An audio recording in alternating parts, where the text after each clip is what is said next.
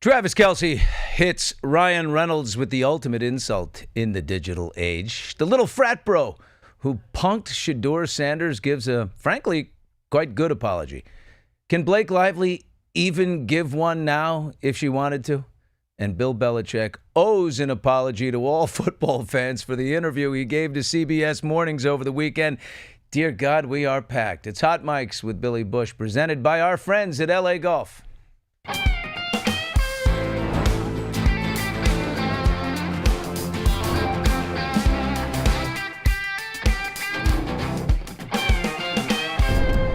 Hello, friends. We are live on TuneIn and YouTube, and there is so much going on, so hop in the chat at any time. At Hot Mics with Billy Bush. Let us know what you're thinking, what you're feeling. Before we dive into everything, let me just say it is 5 o'clock Eastern right now live. It's 2 Pacific. I spoke to Wendy Williams. She calls me intermittently, and I spoke to Wendy.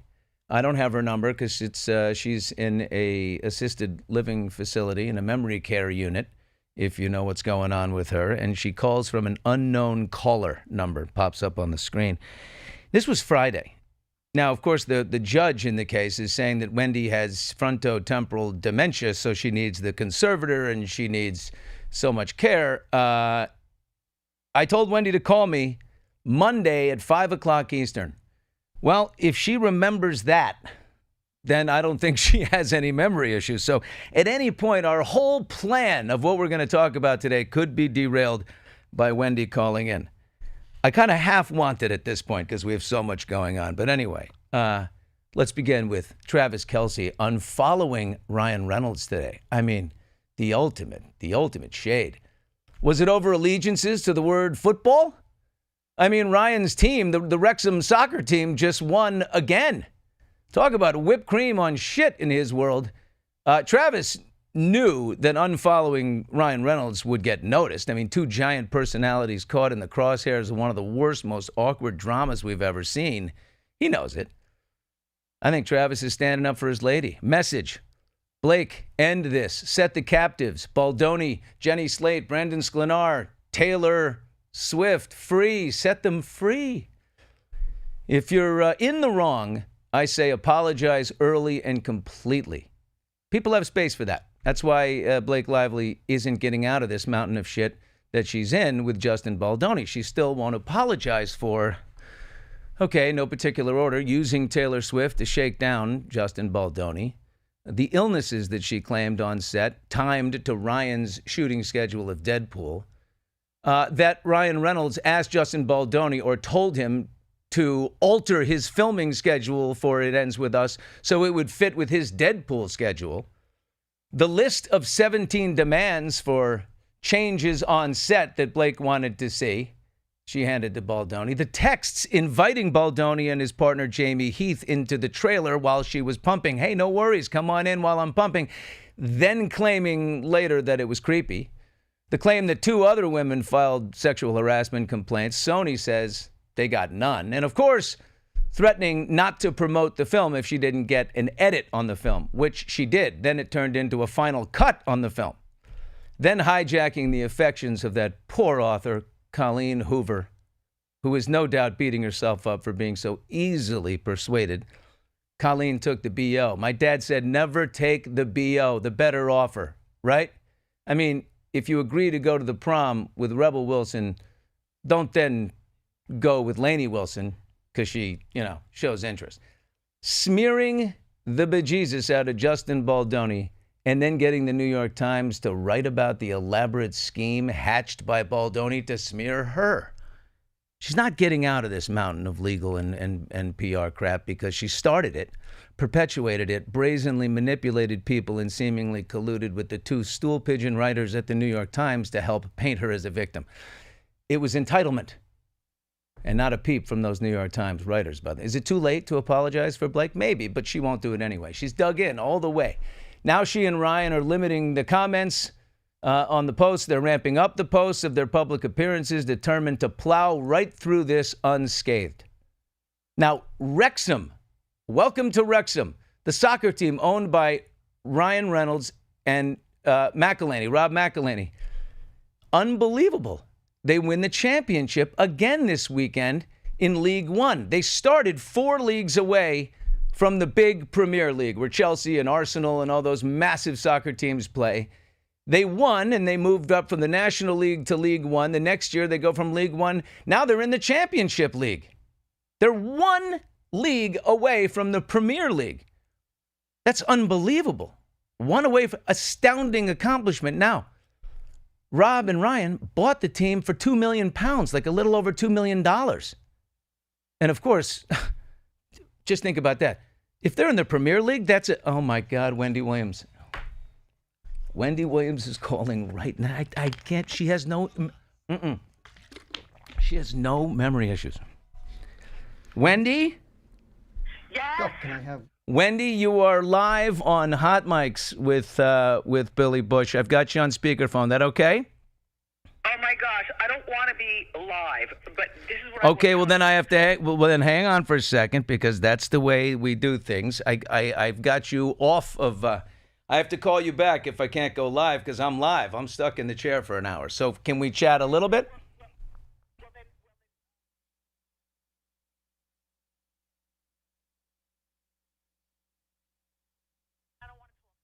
Okay, well, we won't talk about that. Let's just talk about what you did a little bit today and tell everybody how you're feeling. Can we do that for 1 second? All right, there we go. Hang on. You see, Wendy, I'm so persuasive. Tell everybody how you're feeling and where you are and what you did today. Wendy, we love you. We want to see you. Well, I was just seen all over New York a little bit earlier. I was doing things, but now I'm back at my usual dump. What do they let you do? Can you watch? Can you go where you want to go? I know you do a trainer. Didn't you just have a trainer a little while ago? You do that 3 times a week. Yeah, no, well, I was actually late for that. And by the way, it's a man that actually comes out of New York to come here. I mean, this is New York, but what I'm saying is he came out to train with me. You know, I love to work out. You know, I do it 3 times a week. But today I was supposed to do it at 4 p.m., but I was late. And I was late because other people made it late, and I was late because of that. Well, so that's all I can say. Look, a girl's got to take care of some issues. Wendy, this is interesting. I mean, what's on the docket here? What people are saying is the reason for this conservatorship, they're saying that you have frontotemporal dementia, which means memory problems in a huge way. And yet I told you 3 days ago to call me on a Monday at 5 o'clock. How did you remember this? Look, Billy, how long have I known you? Long time. How long have we known each other? Do you remember when I was on my show and you came on your show and this and that and the third? Do you know that I am still the same Wendy I've always been? I can hear it. In fact, I hear a fresher, sharper Wendy. The free Wendy. Are the free Wendy people outside right now? Are they on the street? Are they marching? Well, I have to tell you something. It is nothing to be out and about and people to say hi. And when I say people, it's really weird. But I'm talking about kids like when they're 15 and people my age, you know, in their 50s and 60s. And people a little bit older, like in their 70s and 80s. It's weird, but true. I love that, you know? I do. Listen, but I do have to get off the phone. Now, you know that there's some things that I've told you that I will not disclose. Okay. And you know some people that I'm involved with, but I will not talk about it. Right. But I'll talk to you when I talk to you. Now, as you know, I'll be off in an hour. Landline. Well, my phone is, as you know, incommunicado. You know what I'm saying?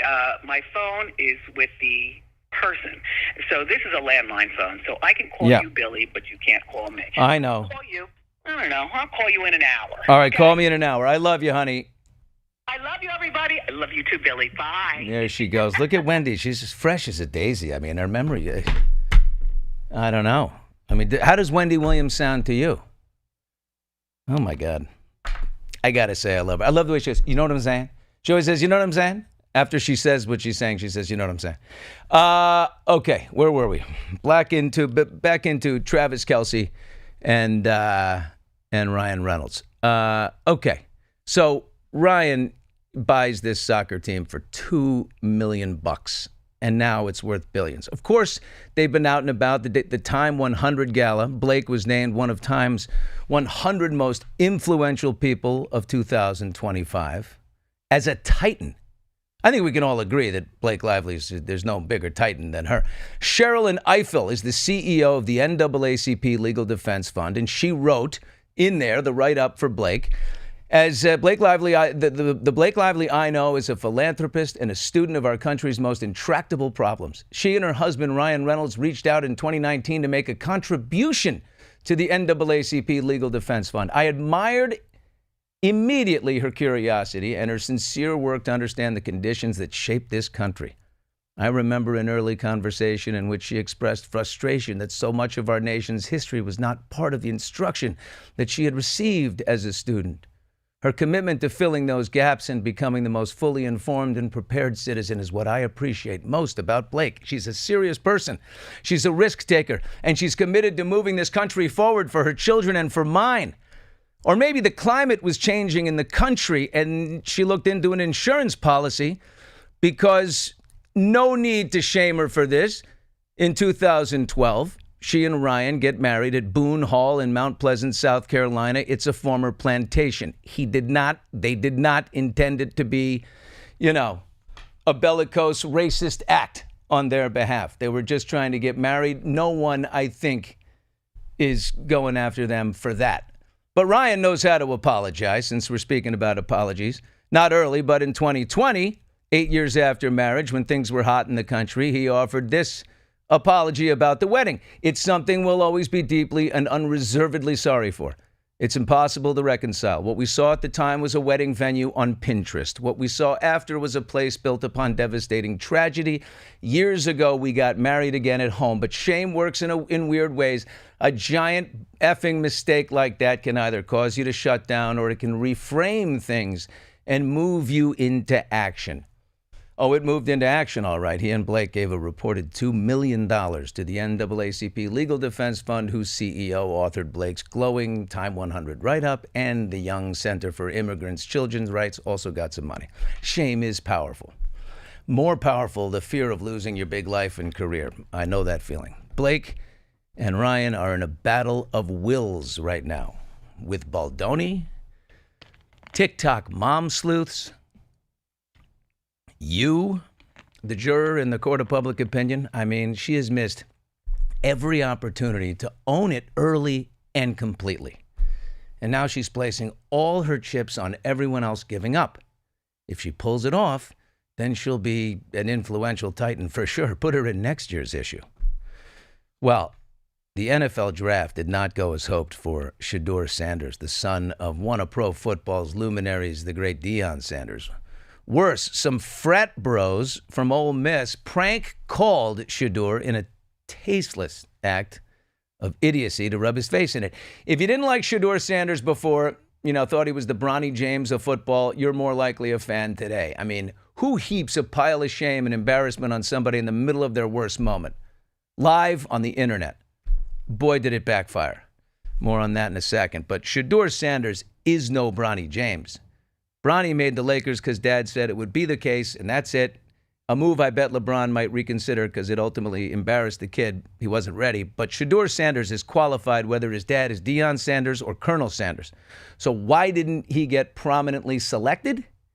It's been heavily reported that the reason the Colorado QB didn't get picked in the first round or at the top of the second round, why he slipped in favor with many teams, was that his interviews didn't go so well. A lot of teams brought him in. He reportedly showed character issues, made impressions that didn't inspire steady, strong leadership. They used words like arrogant and brash. Look, maybe Shedeur thought he was projecting confidence. Those things develop. He's a young guy. But Stephen A. Smith, whose passionate commentary is reserved exclusively for every cause, and I love hearing it, offered up a revisionist and sort of confusing reason for the Sanders snub. But if you're the National Football League, clearly it's not about talent anymore. It's about something else. And I'm going to tell you, I spent a large amount of the last 24 hours thinking about nothing more than I was thinking about collusion. Because how in the hell does 32 teams in the National Football League pass on a quarterback that was universally recognized one of the top 3 quarterbacks in the country entering this draft, and 32 teams passed on him? Not once, not twice, not 3 times, but 4 different times they passed on him. How the hell does that happen? Well, he was in the top 3, and then for the reasons given, he slid. But, as they say on ESPN, come on, man. How depressing and deflating is that? 32 NFL owners are going to hop in a Signal chat room and collude to isolate this kid? Maybe all the owners dislike Deion so much. Let's not win with this kid. I'd rather not win than have this kid. I mean, winning is everything in the NFL. They pay billions of dollars to win. Racism? 70% of the players in the league are black. The first pick overall is black. Stephen A. Smith quoted a follower on X who said, "This is a bad look for the NFL. This feels like Colin Kaepernick level collusion." I mean, referring to the San Francisco quarterback who took a knee during the national anthem in 2016 and never played again. He also wasn't great.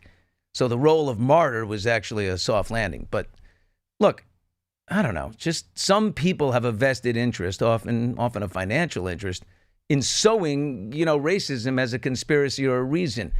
It elevates them. It thins out competition. I don't know what the reasons are, but I never associate that with Stephen A. Smith. That level of myopia, no way. No way. I don't get it. Anyway, I do love it, though. He's always passionate. Does he retract that comment? I don't know. Jemele Hill will be joining us in just a little bit. She's a great writer. She's an opinionist. And she'll opine on anything. She paid a dear price for a very heavy opinion of hers, but she is an independent journalist and rocking again. But the worst part of all of this for Shedeur was the prank call lobbed into his cell phone by 2 little frat buddies at Ole Miss pretending to be New Orleans Saints general manager Mickey Loomis, again, live on the internet. Hey, is this Shedeur? Hey, this is Mickey Loomis here, the GM of the New Orleans Saints. How you doing? This is Mickey Loomis here, GM of the Saints. There's Shedeur live streaming his draft party. Good, how are you, man? Good, been waiting on you. Yeah, we have. It's been a long wait, man. We're going to take you with our next pick right here, man. This ain't gonna be legendary. Hey, but you're going to have to wait a little bit longer, man. Sorry about that. See, he can't even finish the prank. I think the kid knows this is so What does bad that mean? he couldn't even finish the punchline. He couldn't even finish. You're going to have to wait a little longer. It wasn't even funny. It was just mean. I mean, Shedeur's live streaming his draft party. It started out as the most exciting day of his life. You know what I mean? Like, this is unbelievable. One of the crank yankers, not that kid, but the kid down the couch, is Jax Ulbrich, son of Falcons defensive coordinator Jeff Ulbrich. All the NFL teams had these top secret lists of the potential draft picks, and their phone numbers were on a list. So, long story short, the coach has his iPad open, and his son sees it and copies down a bunch of numbers of the players. Now, his son, one of those Ole Miss kids, put out a statement yesterday. On Friday night, I made a tremendous mistake. Shedeur, what I did was completely inexcusable, embarrassing, and shameful. I'm so sorry I took away from your moment. It was selfish and childish. I could never imagine getting ready to celebrate one of the greatest moments of your life. I made a terrible mistake and messed with that moment. And he said, thanks for taking my phone call earlier. Well, unless this kid is a hopeless clod, I imagine the remorse is real, right? Feels real. I always say it, a heartfelt apology, owning up early and completely, is met with grace, right? I'm talking about Blake Lively earlier, just missing the window. If you'd said sorry from the beginning, oh my God, and fell on the sword, this thing would be long gone and over. But I imagine that boy got a whooping, man. Woo, his dad. My dad gave me the belt a few times when I was a kid. I mean, in this case, there's going to be double that belt. 2 belts. This kid, wow, his dad has got to be. The Falcons put out there. His dad coaches for the Falcons. They had to put out a statement. They're so embarrassed as the prank obviously became operational because of private info gleaned from one of their coach's devices. Totally humiliating for that coach. No action being taken against him. Rightfully so. Coach didn't. We all have dumb kids. We all were dumb kids. It's careful to be good to remember that. Yeah, the kid, dumb as a bag of rocks, but in my opinion, a pretty good apology. Early, completely.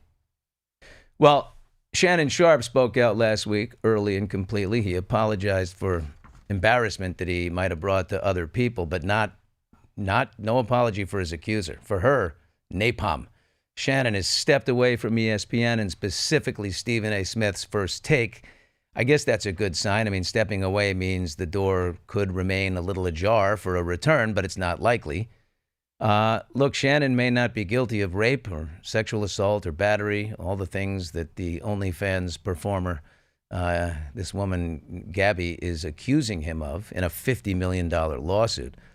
But on the charges of, utter stupidity, guilty across the board. I mean, with a count to Vic, he's 56, she's 22. I mean, they met when she was 20. My youngest daughter is that age. I mean, it's not normal.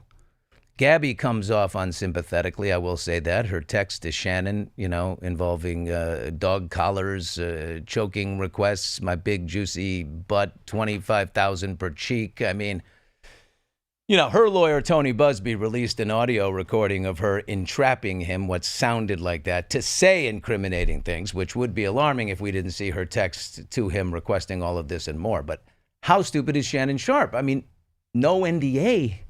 Making a sex tape, you don't even have control of it. Why are you even making one with this young person? I mean, he just survived a scandal last September when he accidentally live streamed audio with him and another girl having sex. I mean, stepping away from Disney, old Walt is rolling in the grave. Shannon and Gabby, in a way, kind of deserve each other, though, because she's really dumb as well. He offered her $10 million to settle and leave it alone. She wanted $50 million. Now she's going to get nothing. And Tony Busby, my prediction is this doesn't go through. She does not get the money. Tony Busby, the male Gloria Allred, has screwed up another case for another young alleged victim. Emphasis on alleged. I wonder if Tony Busby didn't help Diddy again inadvertently here. I mean, he dropped one case against Diddy and Jay-Z. He had to remove himself as counsel in all the other cases against Diddy because he's not qualified to practice in New York. Does all of this somehow buoy Diddy a little bit?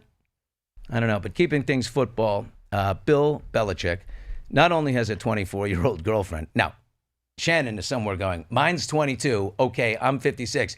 Bill is 73. And his girlfriend is 24, and she is running the show. Jordan Hudson, his girlfriend, is also his publicist. It's incredible. CBS Sunday Morning interview. It's Tony DeCopel is doing the interview. And little Jordan Hudson reminded me of some publicists that I have encountered in the past. Check it out. You have Jordan right over there. Everybody in the world seems to be following this relationship. They've got an opinion about your private life. It's got nothing to do with them, but they're invested in it.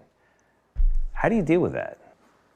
Never been too worried about what everybody else thinks. Just try to do what I feel like is best for me and what's right. How did you guys meet? Not talking about this. No? No. Oh, man. We're not talking about this. I kind of admire it. At the same time, I'm like, how embarrassing is this for Bill? But I admire it a little bit. And I have heard those exact words. I will never forget many years ago, when Jessica Simpson was married to Nick Lachey. I got the assignment to do an exclusive interview with her out on a music video set a couple hours outside of Los Angeles. And all the papers, all the columns, everyone is reporting that the marriage is in trouble and she and Nick, and eventually those items happened to be correct. The marriage was falling apart. But here I am sitting in front of her. You see these people go on, GMA or, play. Anna Kendrick is on GMA this morning. They don't ask her about anything to do with Blake. It's all worked out. There's publicists fighting away behind the scenes. She's not coming if you ask about Blake and all this stuff. And so they agree and all that. Anyway, but no one had said anything to me, or maybe they did, and I was just like, there's no way I'm going to sit here with this thing everywhere and not at least just open up for a forum. So I say, Jessica, I'm in the middle of the interview, and it's about a new shoe line.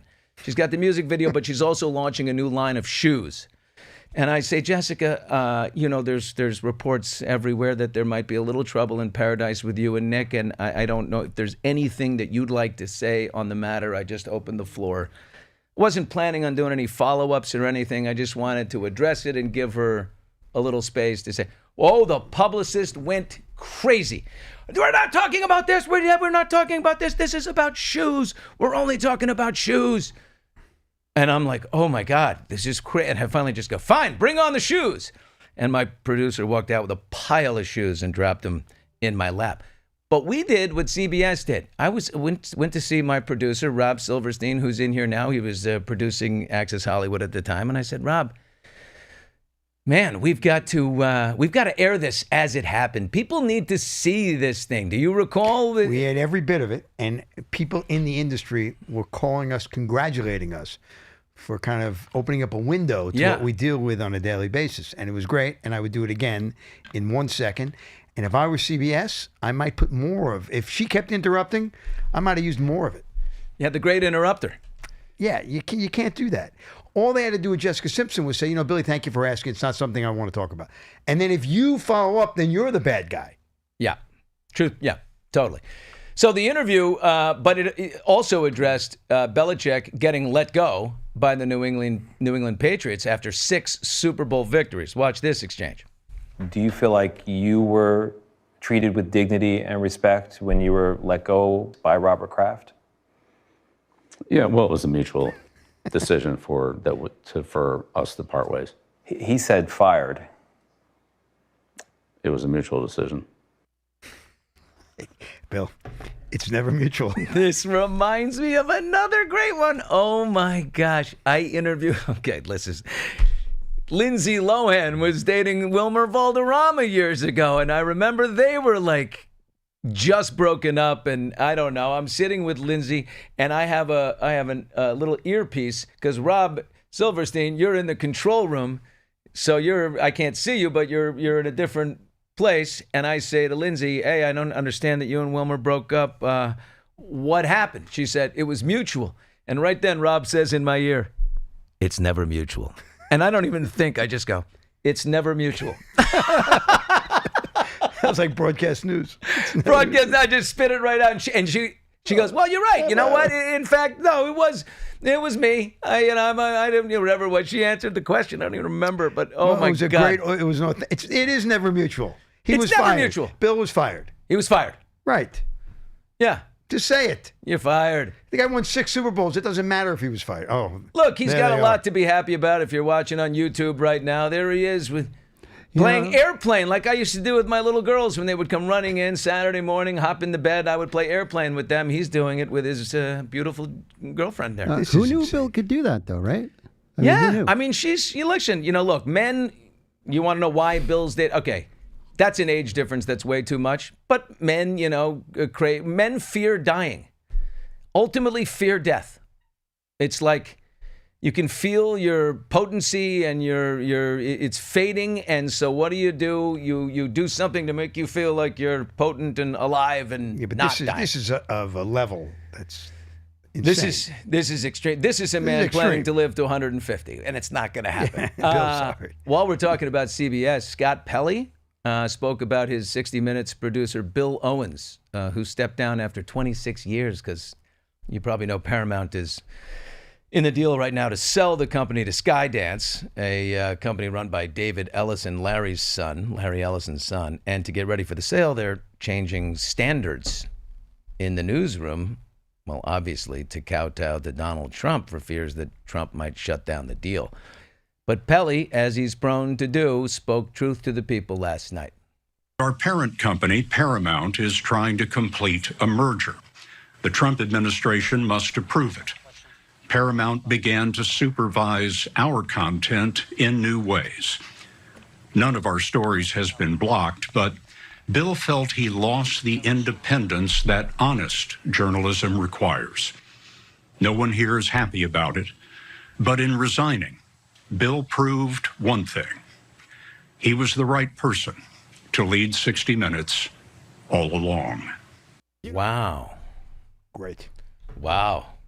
Great. Great. I mean, great. Scott Pelley's great. Scott Pelley. He said what he said, and now it would have been great if he ripped the microphone off and said, and you know what? I'm going with him. I'm out. He walked right out the door.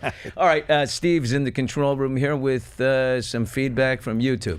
Yeah, we were talking about, Blake earlier, and a lot of people are asking what your thoughts are about Megan throwing some shade on Blake with the Time 100. Basically, She kind of said, I'm here with people pretending this reality is the 100 most influential people. You have people like Blake Lively. She's done some TV shows, but in no world is this person one of the most influential people in America. What are your thoughts on that, Bill? Well, I mean, that's obvious. I mean, it's amazing that it happened at this time, too. Like, really? You're going to give that to us? Why would, if I were Blake, my head would be buried in the sand until this all passes. You don't want to be out saying, accepting an award alongside Nelson Mandela at a time like this and, people of prominence in that way.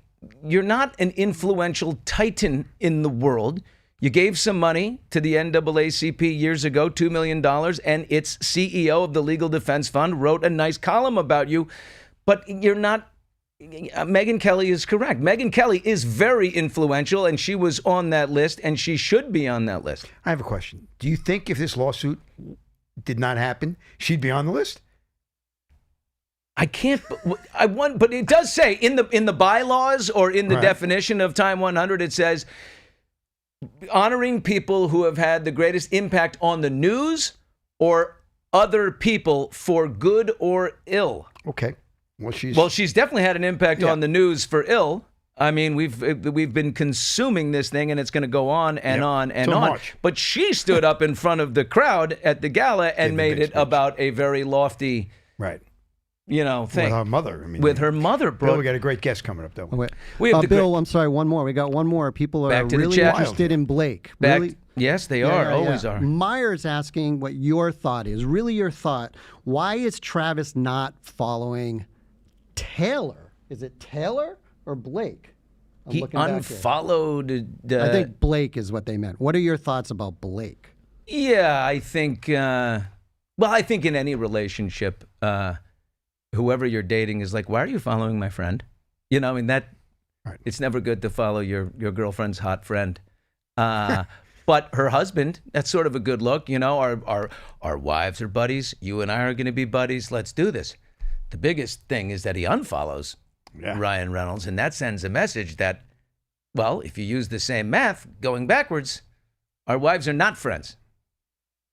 And we all know why. All right, coming up, we do have a great guest with a strong opinion. Jemele Hill has lived through the corporate repercussions of having a strong opinion that frightens the executive suite. Shedeur, Stephen A., Shannon, Blake, Ryan, legacy media's march to irrelevance till they get less fearful. But first, a quick word about my LA golf putter today. A real-life testimonial from our sponsor here. Rob's golf partner. Rob plays golf with Ron O. I do. And he has not been a great golfer for 8 years, but now his game has changed. And this is not a lie. This is factual. I'll go before anybody and he's got the LA golf putter. He's got the LA golf putter, and it has changed his game. Let's see Ron O. Show me a little video to prove that Ron O's game has gotten better. LA golf. Yeah, he's got the Malibu XT with a tungsten face. LA golf putter. I also sank a very big one. On Saturday, I won $400 putting. Look at Ron-O. Oh, my God. He finds the center of the cup right there. He does it all the time. Oh, my God. It's changed my game. I'm not kidding. I won $450 on Saturday, all because of putting. That's where it almost puts the ball for you. LAgolf.com. All right. We are rocking and rolling here. All right. Let's get Jemele Hill on right now. Jemele, an amazing broadcaster, an amazing journalist, writes for The Atlantic. She's got her podcast on Wednesdays. What else do you do, Jemele? You got so much going on. It's unbelievable. Yeah, I do have a few things going on. First of all, I need to find out about that putter. So I'll be rewinding this back. I am. I'm obsessed with it now. All right. Do you like the thinner blade putter, or do you like a wide back kind of? I like a wide back. Yeah. Make a note. We are sending Jemele Hill, courtesy of LA Golf, the unbelievable Malibu XT putter. You are going to make so much money out there. You're not going to know what's happening. But to answer your question, Billy, in addition to having my own YouTube show, I also have a podcast called Politics, Sports and Politics, that airs every Thursday on iHeart, Apple Podcasts, or wherever you get your podcasts. What do you like better, sports or politics? Where do you get the charge?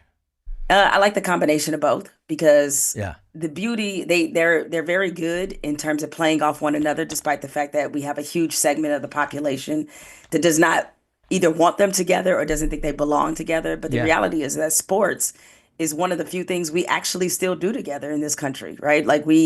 Where we live largely segregated lives, but you can have people across different races, social economic backgrounds.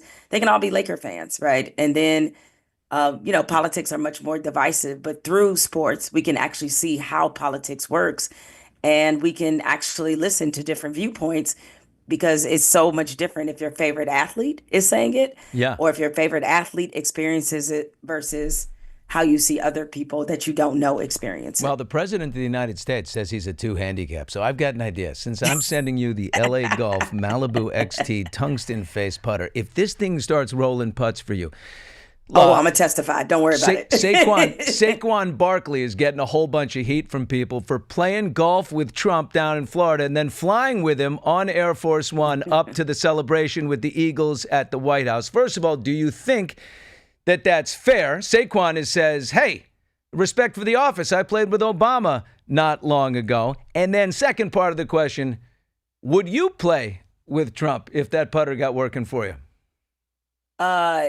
As for me, to quote a line from Boomerang that Eddie Murphy starred in, not even if Jesus was pouring it. But I have a different position. Obviously, there are things politically I don't agree with Donald Trump. We have personal history, obviously, as well. And I don't have an issue with athletes deciding that they want to support or not support Donald Trump. And what's interesting to me is that Saquon is able to freely speak about the fact that hey, I respect the office. I'm just playing golf. It's not a big deal. But on the other side of it, there was a report also out that Jalen Hurts and several other Eagles are not going to be coming, and they're saying it's scheduling conflict. To me, if they don't agree with something the president has done, they should be allowed to say that. Say it.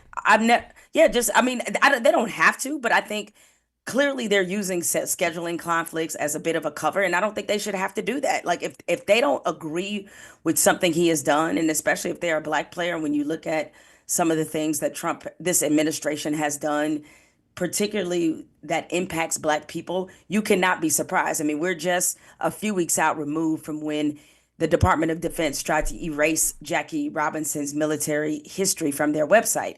They've attacked DEI, which means that there's a version of history they're trying to tell the American people is not true. They're removing artifacts from the National African American History Museum here in Washington, D.C., where I'm currently at right now.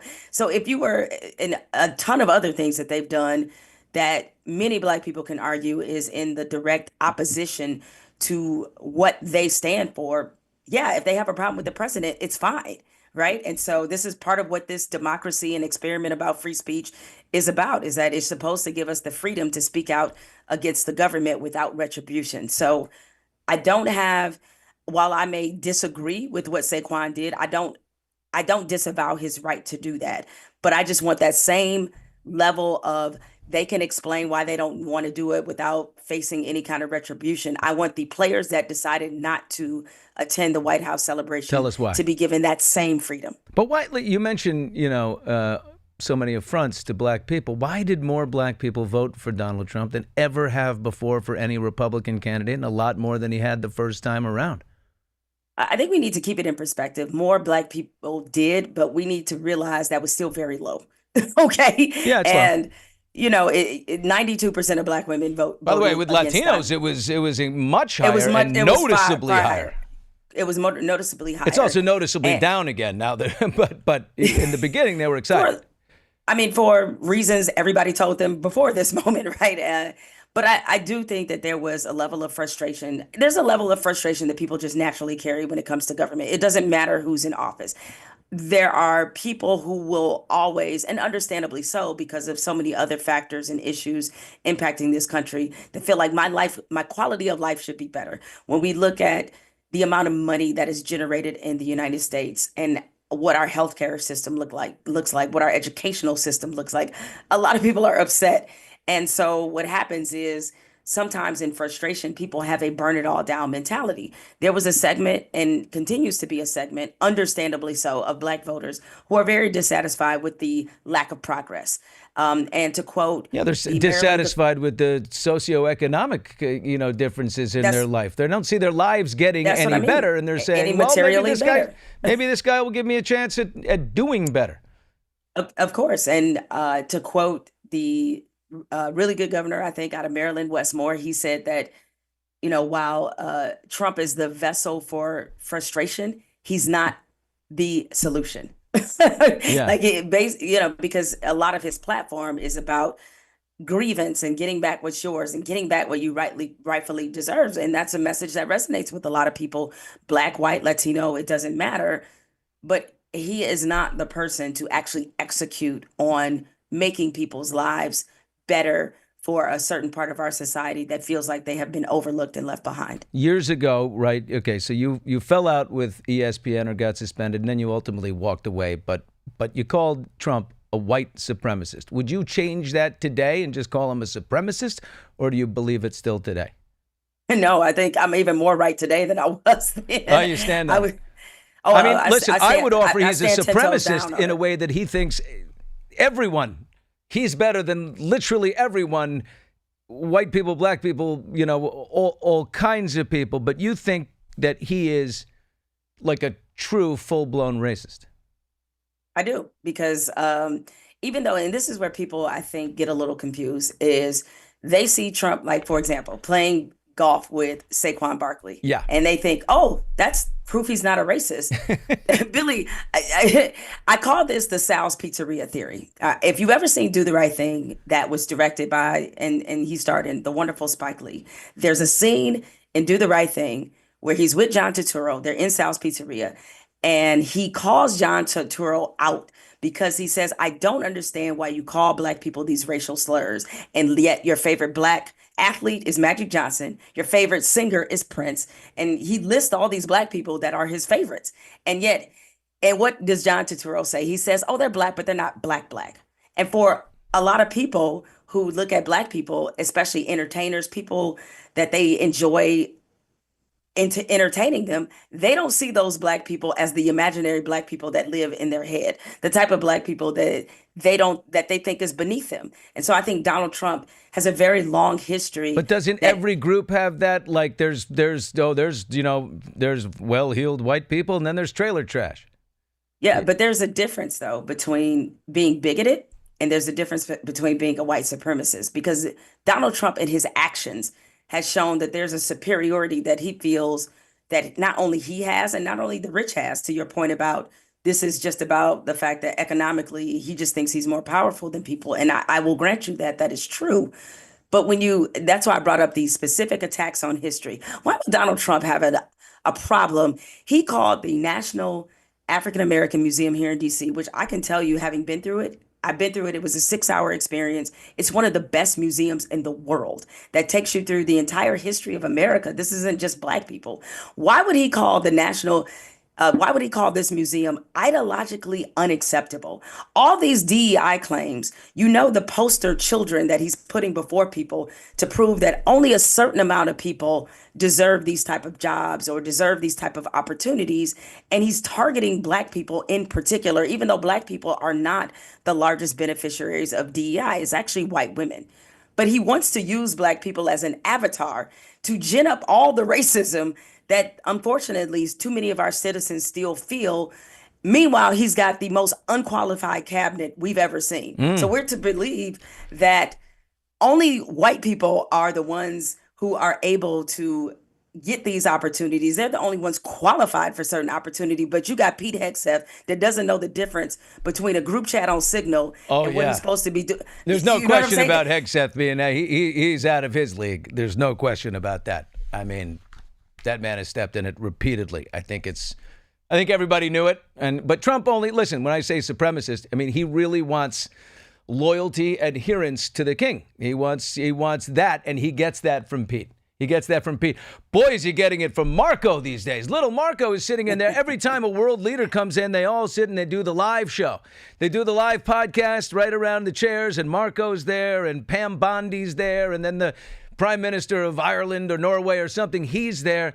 And Marco, it's almost like written in the contract. Okay, Marco, your turn to just praise me shamelessly live on TV. And Marco always takes the bait.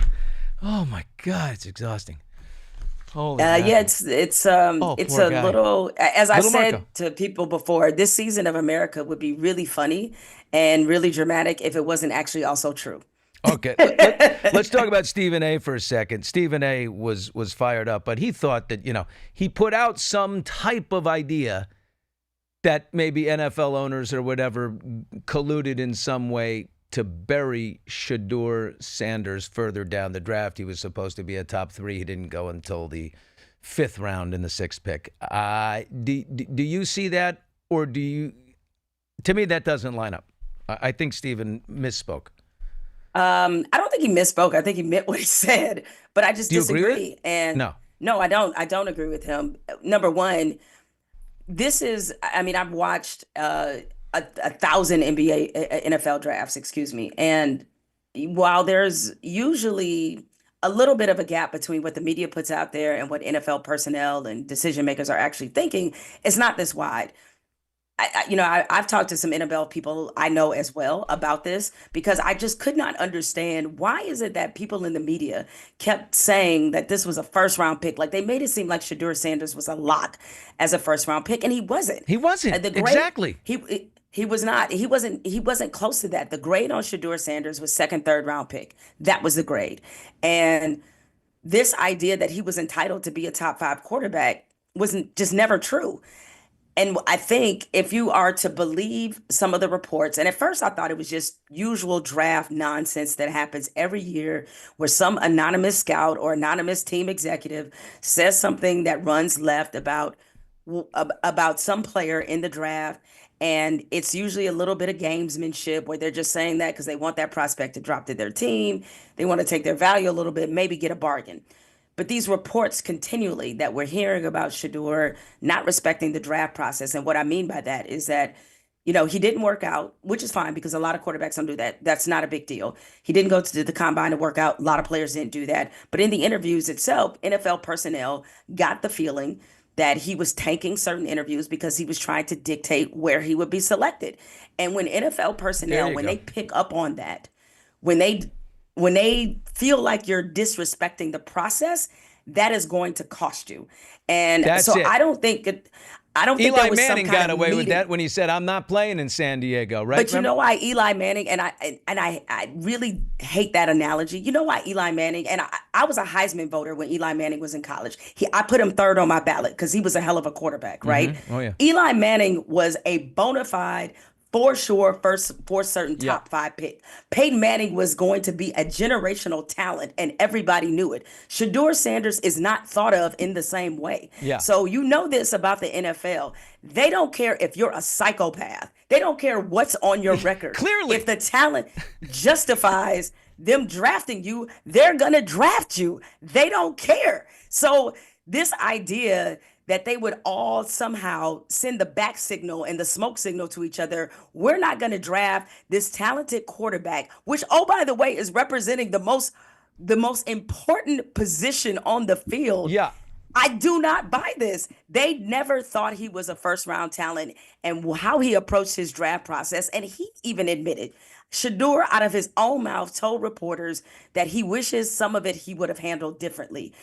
Yeah. Again, that's what this is about. And what about, and then there's the pressure to play him. Okay, so you're a team, you do draft Shedeur Sanders, and then you got the pressure to play the guy. Let's say one thing, as soon as your starter has a bad game, what happens when you have a Shedeur Sanders, the son of Dion, who's on the sideline, right? The fans start clamoring, play him, like Tim Tebow. You got to play him, he's a star, and then, oh, it's so much drama in your media and your press, and then what? You throw him in way before. It was just a lot of noise, And he's the 5th quarterback on the Browns, and he was excited about it. To his credit, when he got selected 144th overall, he was like, "Hey, Tom Brady was worse. Look where he ended up." No disrespect to the other quarterbacks who are in that room, but if I was Shedeur Sanders, I would have been excited too, because that's a room he could win. That's what you want. Yeah, you want an opportunity because typically people chosen in the 5th round, people have to understand it's a bit of a crapshoot whether or not you'll even make the team. But this is a quarterback room. I think he's an opportunity to win. Listen, if he's as good as he thinks he is, if he's as good and as he thinks he should have been drafted, this is now his opportunity to shut a lot of people up and make them look bad. So let's hope that his mindset heading into Cleveland is going to be one where he's trying to win that room. Totally. Amen. He's in the best position to win now. This is exactly where you want him. Expectations, under promise, over deliver. Let's talk Shannon Sharpe for a second. Jemele Hill is with us right now on Hot Mics. He's being accused of rape, sexual assault, battery by an OnlyFans performer, Gabby Zuniga, $50 million lawsuit. He's 56. She's 22. Shannon stepped away from ESPN voluntarily. He indicated he would be back on First Take by the start of the NFL preseason. Do you think you know the place? Is that likely? I don't. I mean, there for a moment I thought it was likely, but as you know, Billy, every 20 minutes we're getting new information and new information that's not good. This is for ESPN/Disney because people have to remember Disney is the parent company. Yeah. This is not about guilt or innocence. This is about embarrassment. This is about, do we want one of our most popular shows associated with something that is bringing about this much negativity and these many unsavory headlines? This entire thing feels extremely uncomfortable. I'm someone who I wouldn't misrepresent our relationship and necessarily call us friends, but me and Shannon are very cool. Like, I've known him for years. He's presented himself to me to be a very good guy, very humble guy, very focused, and just likes it freaky, maybe. I don't know shit about that. I don't know nothing about that. I mean, I'm just connecting available dots. I mean, but again, how he presents to me is irrelevant, right? Because there's clearly a lot more going on there. But that's part of this. I mean, to be honest, not trying to dismiss or diminish what the serious parts of these allegations are, but we learned a lot about Shannon we don't really want to know. At least I didn't. I didn't wake up saying, like, I wanted to know about this kind of racialized role play that's happening here. Like, I didn't want to know nothing about that. Yeah. It's like zero. Talk about an age difference, though. What about Belichick? Belichick, 73. His lady is 24. Come on, man. Are you kidding me? What's happening? He was lauded. He was revered like Vince Lombardi, this guy. And now he's got a 24-year-old in the room going, we're not answering that question. And they're dressed up as mermaids. It's not even about, it's about him being revered, like you said, given his stature and place of the game. In the modern NFL, he's the greatest coach ever in the modern NFL, right? In the salary cap era NFL is Bill Belichick. And how Bill Belichick presented himself every week as head coach of the Patriots is somebody who's in control at all times, who knows how not to give the media a story, who's very savvy, sometimes to the point of disrespectful about his private life and about how he presents himself. And to see Bill Belichick being the age that he is and getting his pockets run by a 20-something-year-old is something I never had on the bingo card. I just didn't. Of all the men that I would think might be in this situation, it's like, dude, you got a 24-year-old running your life. Like, this is... She's going to be on the sideline as a defensive coordinator. She's going to be calling in plays. I mean, I can see it right now, and he's just going to say, okay. I mean, at first I thought this is just one of those relationships. But I think the part that is so alarming to a lot of people, having watched what we watched on 60 Minutes, is that she in control. Like, she's the boss of Bill Belichick. Tom Brady, who is the greatest quarterback ever, couldn't be the boss of Bill Belichick, but a 24-year-old can. Well, which says something what they say about is what undefeated. brings down powerful men. Exactly. You know what they say is undefeated. I know it. Just to save myself, I'm going to say the internet, but...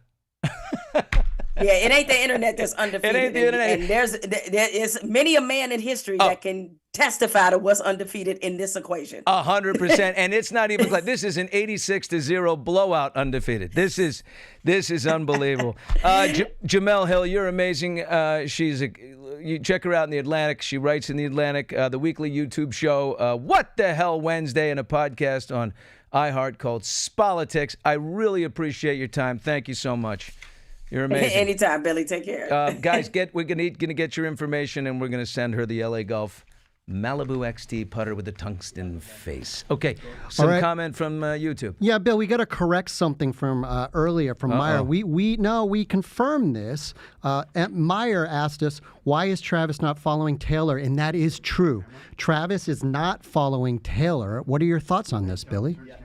Or why? That's an oversight. Well, because he's living Taylor. I don't know. He's living. He gets the live show. He doesn't need to see the post and be like, "Oh my God, I've got such FOMO. I really wish I was with her at that concert." Oh, I am with her, but he should follow her. I think that's just an oversight. All right, moving on to the Karen Reed trial here. I'm totally riveted. We're joined by Aidan Kearney, who is better known as Turtle Boy. He is a real presence in the Boston area. Been a big advocate on behalf of Karen Reed, who's been accused of murdering her policeman boyfriend, John O'Keefe. That was in 2022. Karen's retrial comes after a jury in her first trial was unable to reach a unanimous verdict on, actually only on one charge against her in July 2024, but she's facing all three again for another round. The idea is the prosecutors think that Karen Reed deliberately hit her boyfriend because she was drunk and in a rage and left him to die in the snow on a snowy January night in 2022. Her defense team has alleged that a group of police officers from Boston actually beat O'Keefe to death and framed Karen for the murder. So Turtle Boy, he's the reason you see all these people outside the courthouse is because of him. Aidan, Turtle Boy, how you doing, man? Aidan or Turtle Boy? What do you prefer? Either one's fine. Okay, I'll go with Aidan for now. What happened today? I understand there was a digital intelligence expert out there going through phone data, and he said it indicates that John O'Keefe did not go inside the home of that Boston cop at all, as the defense team has suggested, after he got out of Karen's car. So was he convincing? No, well, I mean, he's a moron. He also said that you could make your phone, your Apple Health data, go up and down 3 flights of stairs. He said if you were driving around, he said he did a test where he drove around and he moved his phone around, and it got his Apple Health data to say he was climbing stairs. He didn't show any videos of this, any evidence of this. I actually conducted this same test on that same street in Canton, Oakdale Road, where they claim that John O'Keefe's phone was going up and down 3 flights of stairs. And we had 3 phones on us, and we conducted this test, and lo and behold, none of the phones showed us going up and down any flights of stairs. So he didn't document this. Is it a hilly drive from the bar in Canton to the Brian Albert's house on 34 Fairview Road? You don't even realize you're in Massachusetts, when you're driving. It is like, because there's some towns in Massachusetts that are a little hilly. Not Canton. Canton's got no hills. So it's one of the flattest streets I've ever seen driving through there. I actually I posted the video earlier on my Twitter account of that road. It is probably the flattest street in the entire town of Canton. Oakdale Road, when you drive through it. So I don't care. This guy he is nothing more than a hired gun for the Commonwealth, paid to do PR for Jen McCabe. That's who he basically represents. He's Jennifer McCabe's lawyer.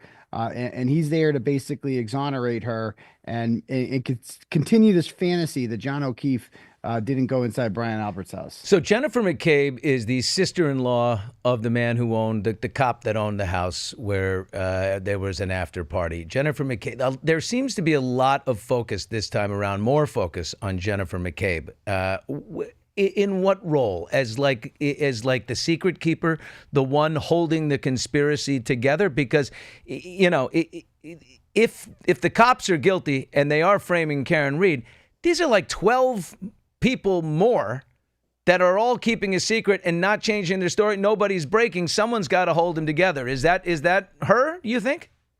Oh, yeah. I mean, she's the quarterback of this whole thing. She was there when she made sure that she was there when Karen Reed found John O'Keefe's body. She made sure that nobody came out of the house. She says it on the 911 call. You can hear her whispering to her sister, nobody's coming out of the house. She was the person who Googled how long to die in cold at 2:27 a.m. and 40 seconds. And it was the only Google search that she deleted out of 4,580 Google searches. Ian Whiffen disputed that today. He said that she's actually deleted thousands of Google searches, which contradicts Jennifer McCabe's previous testimony that she doesn't know how to delete a Google search. So I found that kind of interesting that they said that today. So yeah, she's the most important witness for the Commonwealth. She's like, they can't have a case without her because she invited John to the house. She's playing stupid like she's innocent and all this. Like she's that she loved John, and she's the most important witness against Karen Reed. It's interesting that, the first time around, it was like a slam dunk, and somehow they had a mistrial, and now they're all back. I thought the prosecutor was horrendous the first time. This guy, Hank Brennan, does seem to be a little bit better. Are they doing better, the prosecution, from inside the courtroom, or is it another blowout? I mean, define better. It's like you can't tell. It depends how the jury is viewing them, and you can't tell just by looking at some of these people's faces what's going on in their mind. They were not here today for the voir dire of the ARCA experts, who Hank Brennan is petrified of. He has nightmares about those guys in his sleep, and he does not want them testifying because they're going to testify that John O'Keefe was not hit by a car, that it's physically impossible for his injuries to have come from an automobile collision. So he's up there. He wasted 3 hours of our life today. Kind of being the biggest douche ever to these guys and grilling them about, when they made phone calls to, hey, how long were you talking to them for? Did you eat a meal of food with them? Or did you talk to her parents? Did you do this? Did you do that? All because he doesn't want them to testify that John O'Keefe wasn't hit by a car. Turtle Boy, Aidan Kearney, big blogger, big podcaster, running sort of operations with the people in the court of public opinion there in Boston. Do you have to run, or do you have an extra minute? I do have to run. Yeah, you got to run. Okay, we'll stay in touch, but you got to follow Turtle Boy on YouTube, on Twitter, on X. If you're into the Karen Reed trial, nobody's more into it than you. Hey, thank you so much. Let's stay in touch. I appreciate it. Sounds good. Wow, I love it. You know, you got to love a Boston guy. He calls him a douche. He said douche running around. It's just, this guy's incredible. Okay, what a busy day, huh? Anything there you guys want to add before we wrap this up? You good? You good? Everybody's okay back there? Any final thoughts? Look at that. Yeah. I think we're good. I did appreciate being a Boston guy that he called him a douche. I was laughing too. Yeah, and as a Boston guy, do you appreciate the fall from grace of your football coach, Bill Belichick? I just want to know that, Steve. The yoga pose is the one that hurt me the most, where he's on his back with his leg in the air. It was tough to take. Very tough to take. Unless you focus on her, then it gets a little easier. All right, hot mics. Wait, we have a question. We have a live question right now. Oh, live question from the... bring it in, guys. Bring it in. Here comes Jake. Here we go, Jake. Yeah, somebody wants to know, how do you think Bill Belichick and Jordan met? Oh, I think they met on a train, right? He was on a train. He was on an Amtrak train, and she was like a plane. A plane is what we're... Planes, trains, automobiles, who cares? They were in transport. Nobody buys that. And she said, "You're Bill." Oh my God, I was a cheerleader, and you're a coach, and he was like, and the rest is history. Hot Mics with Billy Bush, presented by LA Golf. Take your swing to the next level with LA Golf's cutting-edge technology. Visit lagolf.com and upgrade your game like Jemele Hill is going to upgrade hers. I'm going to make sure she gets that putter. You can always listen to us exclusively on TuneIn, or ask Alexa or Google to hit Hot Mics with Billy Bush. If you haven't subscribed yet and you're on YouTube, hit that subscribe button. Appreciate it deeply. And thanks for watching. We'll be back on Wednesday with a little, I think our friend, hopefully Teddy Mellencamp will be coming in here in the studio with us. I love her so much, my neighbor. That's it for us. See you then.